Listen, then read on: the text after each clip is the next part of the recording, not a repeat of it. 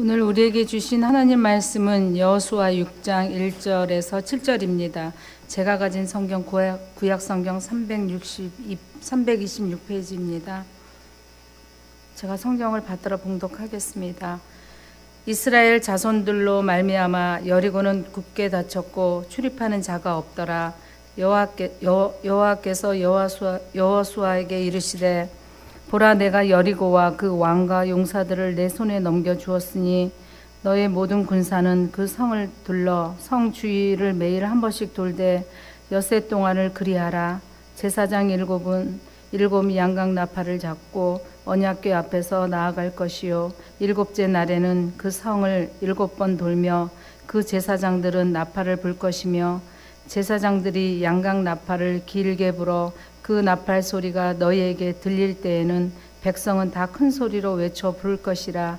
그리하면 그 성벽이 무너져 내리리니 백성은 각기 앞으로 올라갈지니라 하시매, 눈의 아들 여호수아가 제사장들을 불러 그들에게 이르되 너희는 언약궤를 메고 제사장 7은 양각 나팔 7을 잡고 여호와의 궤 앞에서 나아가라 하고, 또 백성에게 이르되 나아가서 그 성을 돌되 무장한 자들이 여호와의 궤 앞에서 나아갈지니라 하니라.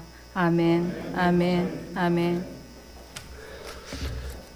오늘 순종이라는 제목으로 같이 하나님 말씀 나누려고 합니다. 순종, 좀 거기 하나를 더 붙인다면 순종의 능력, 이렇게 말할 수 있겠어요.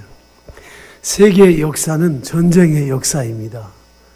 이 전쟁에는 우리가 알듯이 전략이 있고 훈련된 군사가 있고 무기가 준비되어야 합니다. 그런 준비 없이 전쟁에 나가는 사람은 거의 백전백패합니다. 우리가 잘 아는 IS, 이슬람 그 과격파들, 그 IS도 악을 조장하는 사람들이잖아요. 인질로 잡고 사람을 살해하고 죽이는 악한 일을 하는 사람들도 얼마나 훈련을 철저하게 하느냐. 5살짜리로 데려다가 IS 훈련을 시켜가지고 자살 폭탄, 몸에다 폭탄을 지니게 해가지고 뛰어들게 하는 이런 훈련을 하고 있어요. 악을 조장하는 사람들도 이런 훈련을 하는데, 얼마나 이 시대가 정말 이 전쟁에 아주 몰두하고 있는지 몰라요. 전 세계가 보면은 지금 이 무기 만들고 훈련하고 전쟁하는데 아주 많은 그 돈을 쏟고 있어요. 우리나라도 지금 항공모함이 지금 오고 있고요. 뭐 B-52기, 뭐 스테일스기 이런 것들이 와가지고 한국이 지금 전쟁에 아주 그런 한 판에 우리가 서 있다고 해도 과언이 아닙니다. 그런데 역사적으로 모든 전쟁 중에 유례가 없는 이해하기 어려운 전쟁이 하나 있어요. 그건 뭐냐, 팔레스타인 땅에서 일어났는데 거기에 난공불락으로 여겨지던 여리고성이 함락되는 전쟁입니다. 근데 이 성을 무너뜨릴 때 어떤 우수한 전쟁 전사들이 있었던 것도 아니고 무기를 가지고 무기가 있던 것도 아니고 훈련된 군사가 있었던 것이 아니에요. 그래서 하나 있다면 이 전쟁은 철저하게 하나님께 순종한 결과였어요. 다른 전략이 전혀 없었습니다. 손 안에 댄 것도 없고 움직인 것도 없어요. 뭘 하기 위해서 노력한 것이 없단 말이에요. 예, 이스라엘 백성들이 하나님 앞에 순종함으로써 말씀에 대한 순종을 통해서 이 역사가 일어나는 것을 보게 됩니다. 근데 이게 어떻게 가능한가? 가능합니다. 이것은 사람들이 죽이고 빼앗는 시끄러운 인간의 욕망의 전쟁이 아니라 영적 전쟁입니다. 그래서 왜 하나님이 수많은 이야기 가운데 납득하기 어려운 이런 말씀을 기록해 놓으셨을까? 오늘 말씀의 가장 큰 핵심이 무엇인가 하면 이 전쟁은 너의 전쟁이 아니라 나의 전쟁이다. 하나님이 그 말씀하시는 거예요. 네가 싸우는 것이 아니라 내가 싸우는 거야. 너는 순종하기만 하라, 그 말이에요. 그래서 전쟁을 하는데 심지어 아무 소리도 못하게 하고 침묵하라는 명령과 그 명령에 순종할 때 어떻게 승리하게 하셨는가를 우리가 보게 됩니다. 근데 오늘 이야기는 사실은 바로 우리의 얘기, 나의 이야기고 여러분의 이야기입니다. 오늘 저와 여러분에게 주신 하나님의 말씀이죠. 이 말씀에 오늘 우리에게 주는 그 핵심이 바로 그거예요. 나는 정말 순종하고 있는가? 나는 그 말씀대로 순종하고 있는가? 금년에 우리 교회 표어가 하나님의 말씀으로 흥황하라. 말씀으로 흥황하는 거예요. 일어나고 점점 퍼져나가는데 그 일의 가장 전제 조건이 하나님의 말씀에 순종하는 겁니다. 우리는 어떤 일이 주어질 때 허둥대잖아요. 시끄럽고 야단법석 떨기에 우리가 얼마나 바쁜가. 근데 여기에서 우리가 오늘 몇 가지 발견되는 것이 있어요. 먼저 우리가 생각할 것은 좋은 믿음이 좋은 순종으로 나타납니다. 좋은 믿음이 있을 때 좋은 순종이 나와요. 이건 분명한 사실입니다. 제가 보니까요. 그래요. 믿음이 좋은 사람 보면 늘 순종하던데요.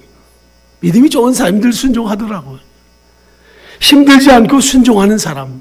그런데 순종하려면 한숨 쉬고 절절 매는 사람 얼마나 많은지 몰라요.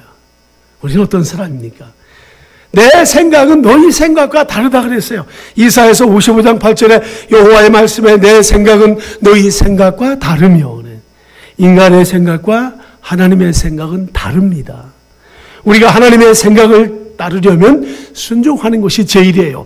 여리고성을 무너지게 하는 것은 엄청난 군대의 힘이 필요한 것이 아니었어요. 다른 데 있는 것이 아니죠. 하나님의 생각이 거기 있어요. 여리고성에 대한 하나님의 생각, 하나님의 아이디어가 있어요. 그래서 그것은 하나님의 말씀대로 그저 돌기만 하면 돼요. 하루에 한 번씩 돌기만 하면 돼요. 순종하는 길밖에 다른 길이 없다는 거죠. 그리고 내가 믿으면 영광을 보리라 그러지. 요한복음 11장 40절에 내가 믿으면 하나님의 영광을 볼 것이다.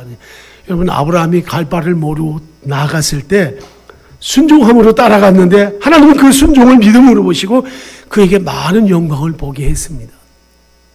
그리고 또 하나 두 번째로 생각할 것은 좋은 믿음은 불순종의 충동을 제거합니다. 여러분, 우리에게는요, 불순종하고자 하는 이 충동이 우리에게 많이 있어요. 이걸 제거해야 돼요. 어떤 것이 있어요? 좋은 믿음이 있을 때. 사람에게 제일 어려운 것이 순종입니다. 여전히 우리가 믿는 것은 믿으면서도 우리 입술로 불합리하다고 생각하는 것은 믿지 않으려고 하는 힘든 그런 장애를 가지고 있어요. 믿을 것을 믿으면서도 정작 순종이 요구되는 진리에 대해서는 합리적으로 자꾸 접근하고 합리적으로만 이해하려고 하는 의도를 가지고 있어요. 그렇지만 성경이 우리에게 교훈하고 가르치는 것은 합리적으로 하려고 하는 것들을 깨트려서라도 우리로 하여금 순종하게 하시고 마침내 여리고를 무너뜨리게 하시는 분입니다. 우리가 알지만 중풍병 걸렸던 사람을 그 친구들이 그 침대에다가 들고 와서 들어갈 수가 없으니까 지붕을 뜯어 제끼고 내리잖아요. 베드로가 밤새도록 고기를 잡았어요. 전문가입니다. 고기 잡는 거. 근데 예수님이 저 깊은 데 가서 금을 던지라. 그래서 던지는 거예요. 그게 순종이죠. 합리와 이성과 우리가 이해를 초월해서 순종하는 바로 그것이 바로 여리고를 무너뜨리게 하는 원리가 되는 겁니다. 여러분들 앞에 놓여 있는 장애물과 불순종하는 것들도 좋은 믿음을 통해서만 이길 수 있습니다. 이스라엘 백성들이 출애굽해서 광야에서 40년 동안 뭐 했어요? 훈련했잖아요. 모세가 광야에서 어떻게 해요? 40년 동안을 그 훈련을 받습니다. 이스라엘 백성들이 바울 사도도 예수님을 만난 다음에 곧바로 복음 전하는 것 같지만 사실은 3년 동안 아라비아 광야에 가서 십자가의 복음을 전하는 사도로 훈련을 받습니다. 이스라엘 백성들이 광야에서 강한 훈련 받은 것은 뭐예요? 믿음의 훈련입니다. 다른 말로 하면 믿음의 훈련은 곧 순종의 훈련입니다. 40년 동안 불순종했어요. 이분들이 불순종했습니다. 불순종이 얼마나 잘못된 것인가를 그때 깨닫게 돼요. 광야 40년 생활에 불순종한 사람은 한 사람도 여리고 앞에 다다르지 못했어요. 다 죽고 말았습니다. 불순종한 사람은 단 한 사람도 가지 못했어요. 여호수아와 갈렙이라는 사람을 제외하고는 다 죽고 맙니다. 이들이 가나안 정복을 위해서 맨 먼저 여리고성 앞에 다다랐을 때 놀랍게도 그 많은 사람들 가운데 불순종이 사라졌어요. 완전히 불순종한 사람은 거기 서지 못해요. 모두가 순종한 사람들로 거기에 서 있는 것을 보게 됩니다. 이걸 보면서 우리가 기억해야 할 것은 왜 믿음이 있다고 하는 사람들이 불순종을 해야 하는가? 믿는다고 하면서 우리가 불순종하는가?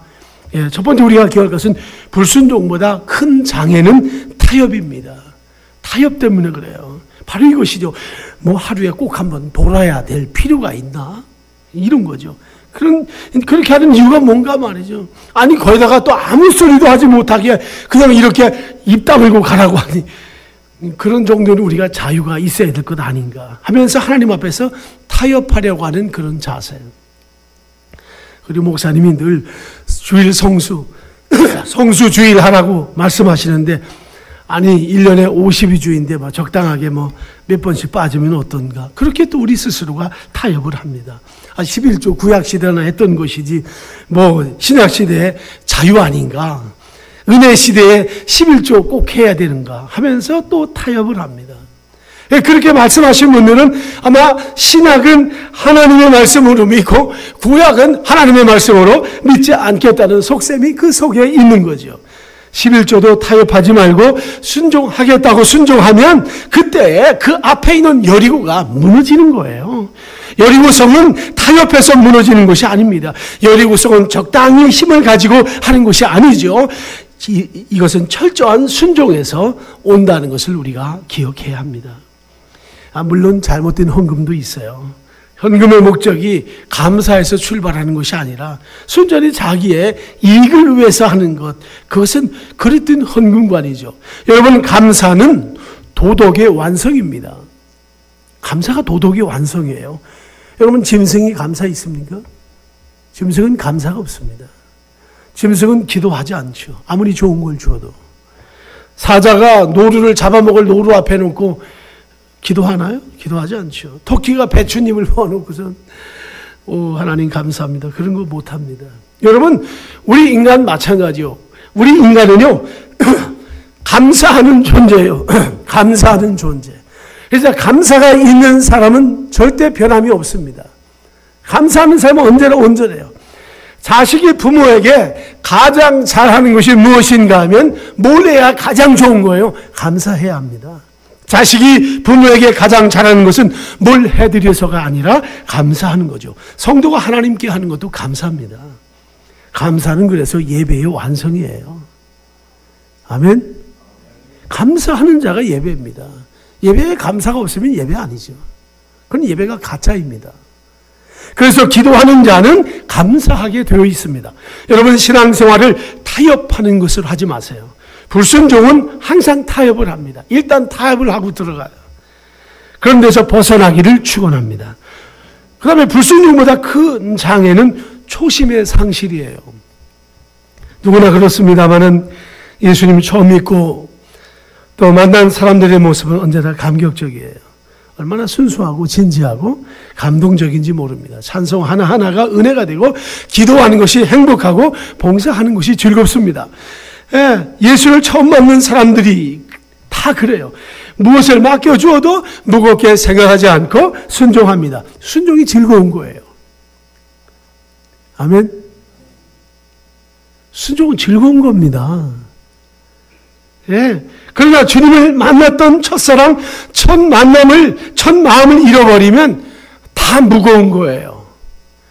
우리가 오랫동안 신앙생활에서 하나님 앞에 어떤 직분을 맡는다든가 어떤 일에 대한 어떤 사역에 대한 내가 이거 반드시 내가 참여해야 되는 이런 사명이 올 때에 무겁게 되는 이유는 뭐예요? 첫 마음 초심 우리가 잃어버린 거죠. 남이 말 한마디 한 것이 무겁고 섬기는 것이 무겁고 다 무겁다고 생각하고 그러다가 자기도 모르는 사이에 불순종 덩어리가 되고 말아요. 오늘 아침에 여러분들 이 불순종에서 우리가 헤어날 수 있기를 축원합니다. 요한복음 21장에 예수님 배반하고 고기 잡으러 갔던 그 베드로에게 예수님이 찾아갑니다. 예수님 찾아가서 하신 말씀이에요. 초심을 깨우는 거예요. 시몬아, 네가 나 사랑하느냐? 너 처음 나 만났을 때처럼 네가 모든 것을 버리고 쫓는 그런 마음 지금도 가지고 있느냐? 순종의 장애물은요, 첫사랑을 잃어버릴 때입니다. 여러분은 예수님을 오해하고 있지는 않으세요? 베드로 오해했죠. 아니, 이분 쫓아다니면 출세하고 성공하고 뭐 한 자리 할 줄 알았습니다. 그런데 뭐 왕이 되기는커녕 사람들에게 붙잡혀서 매를 맞고 거기다 사형 선고받아가지고 십자가 지고 만일이 보는 가운데 비아 돌로로사 그 언덕길을 그냥 올라가고 있고 베드로 멀찌감치 쳐다봤죠. 이런 사람 쫓아다니다가는 내 인생 끝나가겠구나. 버리는 거죠. 실망하고 그래서 도망갔어요. 근데 실망하고 도망간 베드로를 예수님이 어떻게 합니까? 직접 찾아가시잖아요. 찾아가셨어요. 예. 그리고 예수님이 첫사랑 회복을 안겨주십니다. 여러분, 예수 그리스도와 상관없는 신앙생활은 가짜입니다. 아멘. 예수님과 관계없는, 오늘 예배하는데 예수님과 관계가 없어. 의식적으로 왔어요. 안 오면 큰일 날 것 같아서. 그런 생각은 우리가 아무 백개무익입니다. 난 예수님과 관계가 있어요. 무슨 관계예요? 생명의 관계예요. 그분이 없으면 내가 살 수가 없는 거예요. 이 땅에 희망이 없는 거예요. 영원한 생명이 내 안에 직접 들어온 거죠. 신앙이란 생명의 관계입니다. 예수를 믿음으로 새 생명 얻는 것이 신앙이고 구원이고 은혜입니다.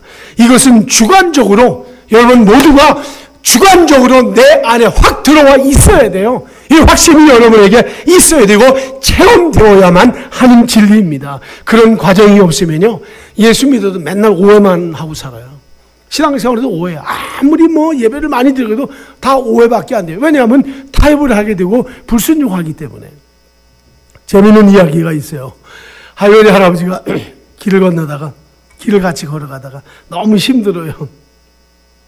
할머니가 너무 힘이 드니까 영감님 날 좀 업어주소 그랬어요. 영감 할아버지가 할머니를 업고 가는데 할머니가 미안해서 하는 말이 영감 나 무겁지 그랬어요. 그랬더니 할아버지가 무겁긴 되게 무겁지. 왠지 알아? 머리는 돌대가리지 간덩이는 무겁지 얼굴은 철판이지. 그러더래요. 할아버지가 평생을 살았는데. 그러다 보니까 할아버지가 힘이 들어서 거꾸로 할머니한테 당신 나 좀 업어줘 그랬어요. 할아버지 등이 업혔어요. 할아버지가 할머니 등이 업혔어요. 할머니가 미안해가지고 말합니다. 여보 난 가볍지? 가볍지. 당신같이 가벼운 사람이 어디 있어. 너무 가볍지. 이렇게 가벼우면 내가 100리라도 가겠다. 머리는 비었지, 입은 싸지, 허파는 바람만 들었지. 그러더래요. 이분들이 아마 처음부터 그러지는 않았을 거예요. 그 속에 심정이 뭐예요? 삶의 무게를 결정합니다. 그 속의 심정이 삶의 무게를 결정하는 거예요. 주님 앞에서 약속한 것은 자기 발전을 위해 변화는 되어도 변질되지 않겠다는 스스로의 결단이 우리에게 필요합니다.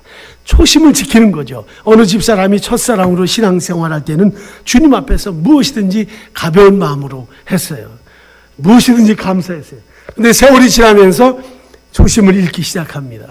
그분이 이런 이야기를 한다는 걸 들었어요. 자꾸 주변 사람들에게 힘들게 한다는 거예요. 무슨 말을 하냐면 꼭 이런 식으로 해야 하는가? 꼭 이런 식으로 해야 하나? 뭐 신앙이 뭐 꼭 이런 식으로 해야 되는가? 그럼 자꾸 그런 불평을 하고 거북한 얘기를 한다는 거죠. 마음이 잘못된 거죠. 주님과 첫사랑이 떠나면 무거운 거예요. 우린 오늘 이 주일 예배에도 저도 마찬가지고 여러분들도 마찬가지고 다시 그 자리로 우리가 돌아가야 합니다. 주님이 말씀하십니다. 너 나 사랑하니? 네가 나 사랑하니? 첫사랑 회복이 우리에게 필요합니다. 크게 세 번째로 좋은 믿음은 순종의 이유를 깨닫게 해줍니다. 1절에 보면 이스라엘 자손들로 말미암아 여리고가 굳게 닫혔다 그랬어요. 1절에 보면 여리고가 굳게 닫혔다. 3절에 보면 매일 한 바퀴씩 돌되 10세 동안 돌았다. 10절에는 아무 말도 내지 말라 그랬어요. 여리고가 굳게 닫혔다는 말은 이 답답한 노릇이잖아요. 또 매일 한 바퀴씩 돌되 10세 동안 계속 돌으라는 거예요. 여러분 이거 지루한 거예요. 이런 게 어디 있어요. 또 아무 말도 하지 말아다 속 터져. 누구하고 말도 하지 말라는 거예요. 이렇게 명령을 했습니다. 여러분, 이 말씀의 참뜻이 뭔가요? 여기 이 세 가지가. 문은 굳게 닫혔죠. 한 바퀴씩만 돌으라고 하죠. 하루에. 말도 꺼내지 말라. 이 말씀의 핵심은요, 침묵입니다. 이 전체 내용이. 다 조용합니다.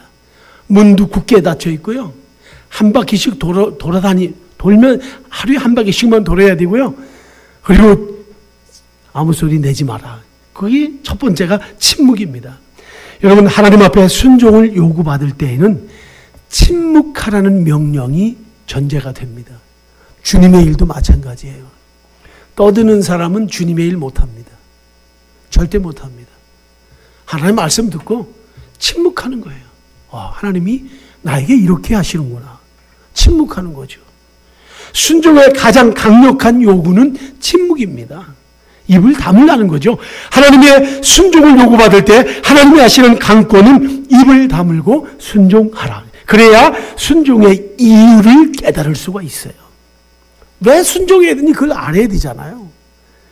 기도도 깊은 기도일수록 뭡니까? 소리 지르는 게 아니라 침묵합니다. 조용히 기도하는 거죠. 몇 날 며칠. 옛날에 수도원이 그랬죠. 수도원에 기도하고 하루도 기도하고 이틀도 기도하고 3일도 기도하고 밥도 먹지 않고 예배도 깊은 영적인 교제가 넘치는 예배는요, 침묵입니다. 소리 없어요. 좋은 믿음이 왜 순종하는지를 쉽게 알 수 있습니다. 여리고가 닫혔다고 했잖아요. 그런데 하나님은 하루에 한 바퀴씩만 그냥 돌라는 거예요. 여리고 성이 무너질 틈이 보이지 않습니다. 이때 순종이 안 되는 사람들이 불평할 수 있는 거죠. 뭡니까? 아니 이게 뭐야 이게.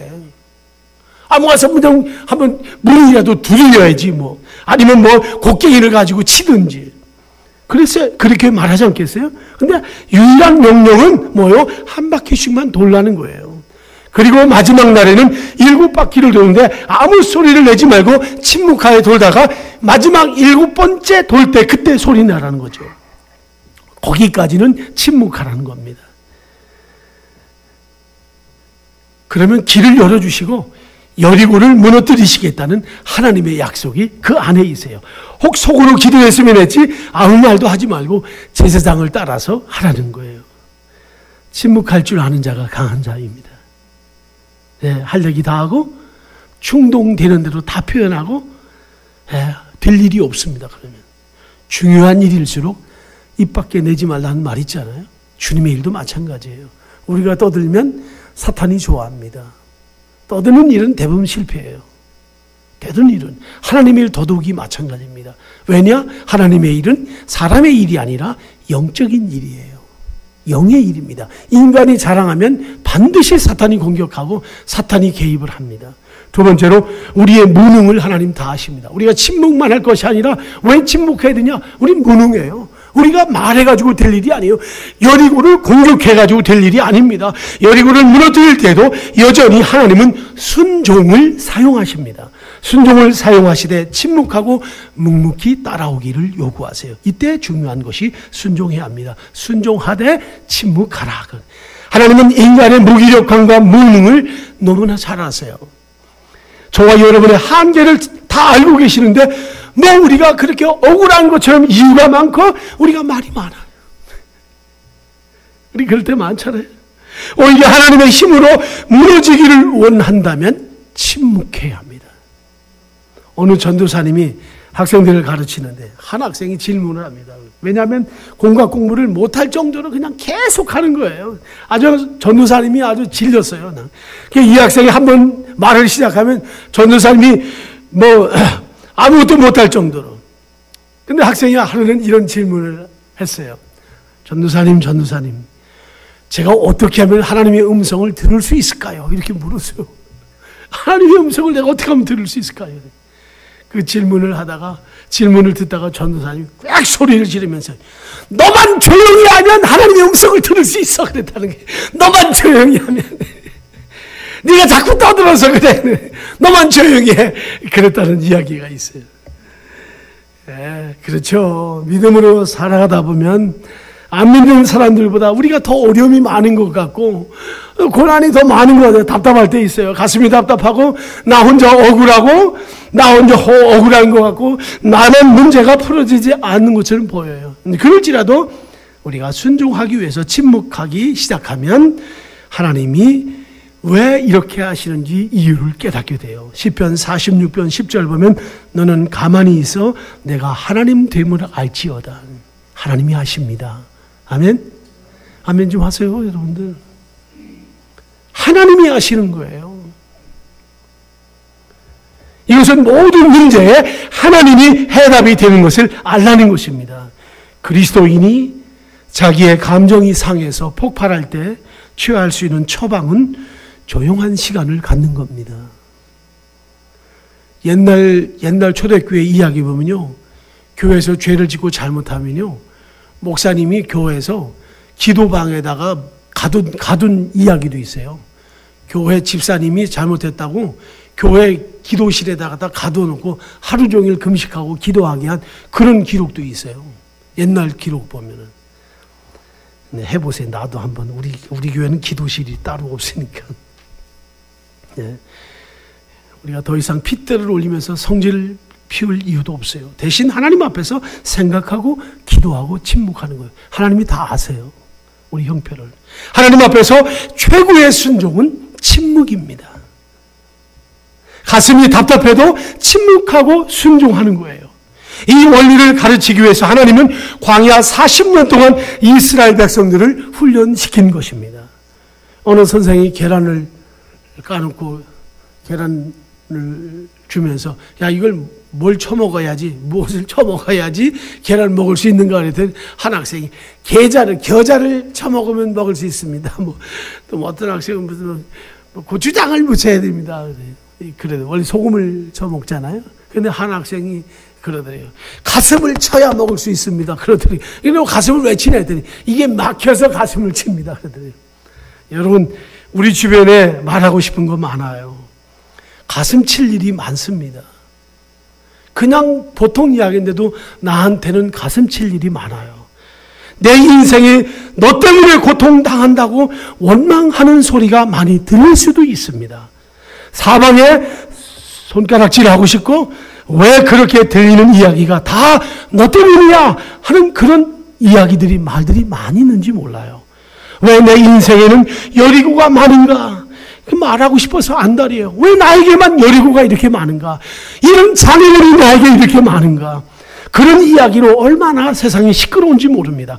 그러나 여러분 기억해야 합니다. 우리 주님은 겟세마네 동산에서 십자가라는 엄청난 죽음을 앞두고 이 잔을 내게서 지나가면 어떨 거야? 하나님께만 기도하면서 땀방울이 핏방울이 되도록 조용한 그 밤의 침묵의 기도를 통하여 인류의 구원의 역사를 이루셨어요. 땀방울이 핏방울 되도록. 여러분 주님은 온 인류의 죄의 여리고를 무너뜨리셨습니다. 겟세마네 침묵의 순종이 십자가를 통한 인류 구원을 해낸 것 아닙니까? 왜 그렇게 우린 인생의 여리고가 많은지 몰라요. 존이라는 미국의 어느 교포 교회의 책자에 나온 이야기인데요. 존이라는 아이가 있었어요. 근데 그렇게 공부를 잘하는 아이가 갑자기 성적이 떨어지고 관찰력이 점점 눈에 초점을 잃어버리고 어려워요. 선생이 그걸 알아차렸어요.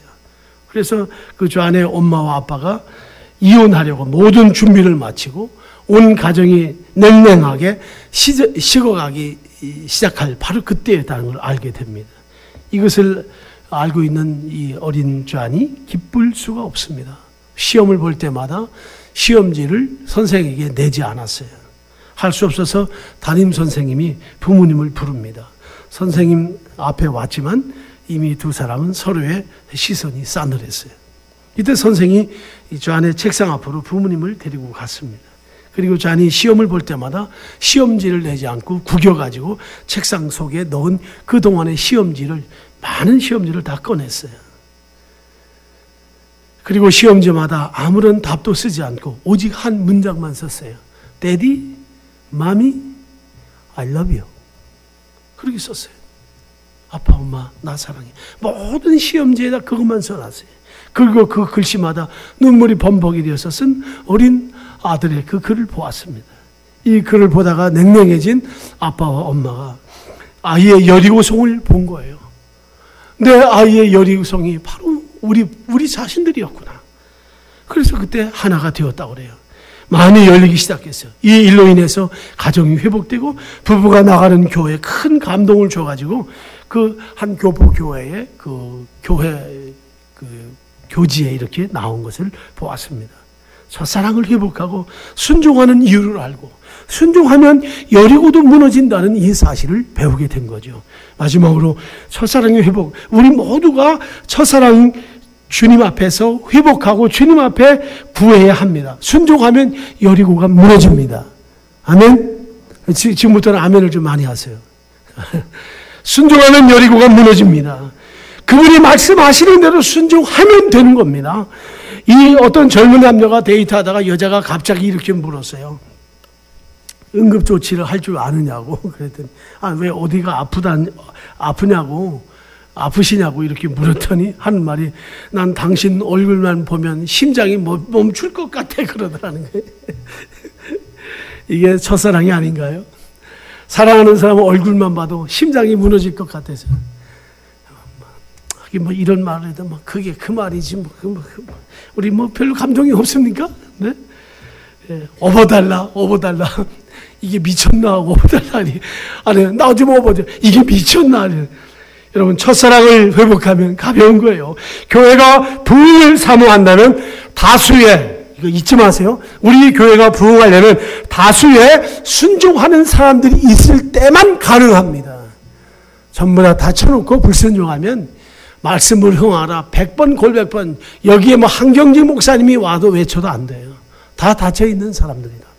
순종합니다. 여러분들이 순종을 사용해야 할 때입니다. 순종을 사용하시기를 바랍니다. 이제야말로 내가 순종을 사용할 때다. 내가 순종을 사용해야 되겠다.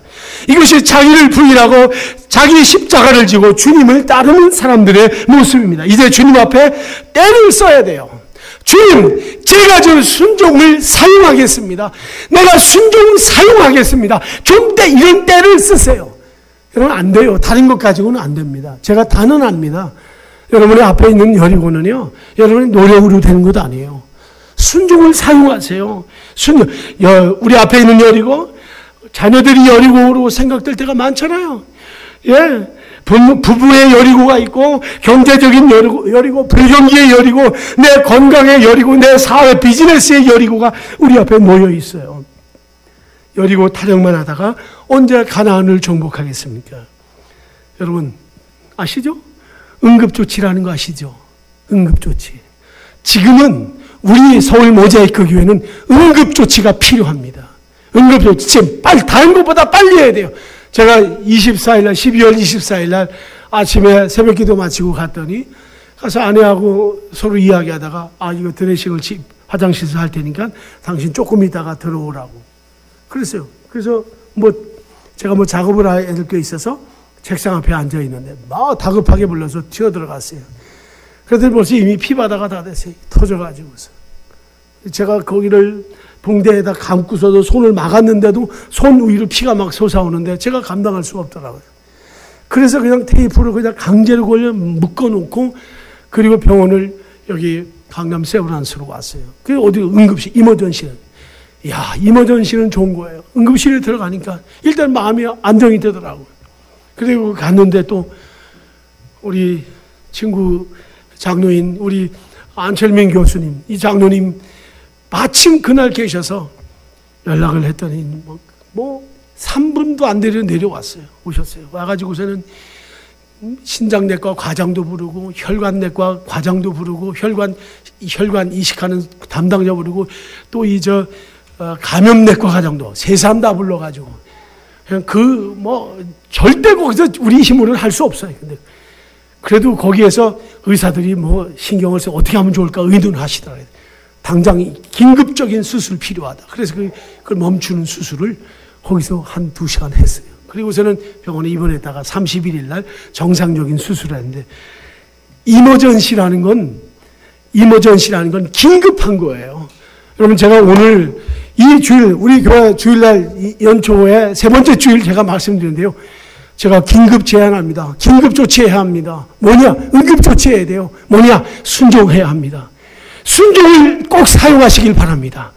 순종을 사용하는 우리 교회가 되기를 바랍니다. 여러분, 순종 사용해만이 하나님이 앞에 있는 여리고가 무너지는 거예요. 발버둥 쳐도 안 되는 거예요. 세상에 발버둥 쳐서 됩니까? 안 됩니다. 하나님이 도우셔야 합니다. 오 주여 나를 도우소서. 그리고 그분 앞에 침묵하십시오. 오늘 이 시간 같이 함께 머리 숙입시다.